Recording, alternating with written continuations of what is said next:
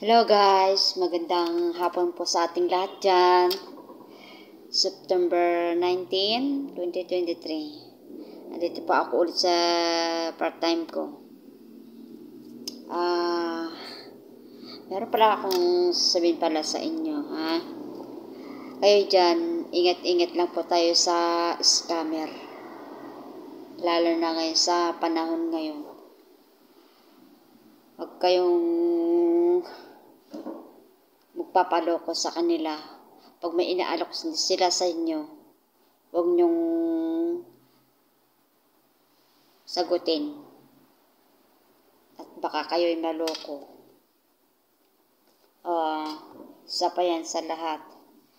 Sa karamihan ngayon, maraming scammer ngayon. Diba? Mag-iingat lang po tayo lagi. Katulad niyan.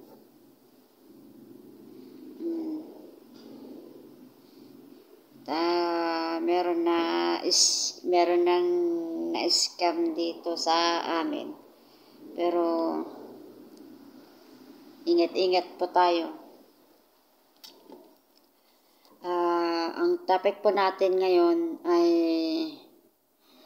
kailangan maaga magising ang bata. Kayo dyan mga bata, kayo lalo na pag may pasok, gumising ng maaga. Iwas muna sa cellphone. Okay? Dahil yan ay isa pa sa pagpupuyatan nyo yan.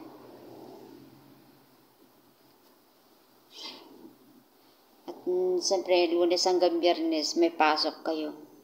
Pero nakakasira din ang pag-aaral nyo dyan sa cellphone. Lalo na pag ML.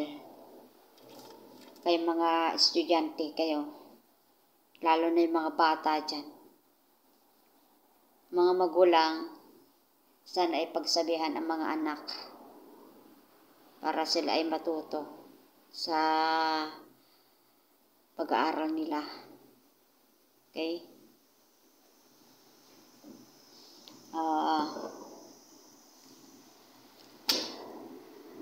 Inuulit ko, number 1 ingat po tayo sa scammer. Pangalawa, maagang magising ang mga bata. Iwas muna sa cellphone. Okay? Yan lang ang masasabi ko sa mga estudyante ngayon. At lalo na dyan sa na-scam. Sige po, maraming salamat po sa ating lahat dyan.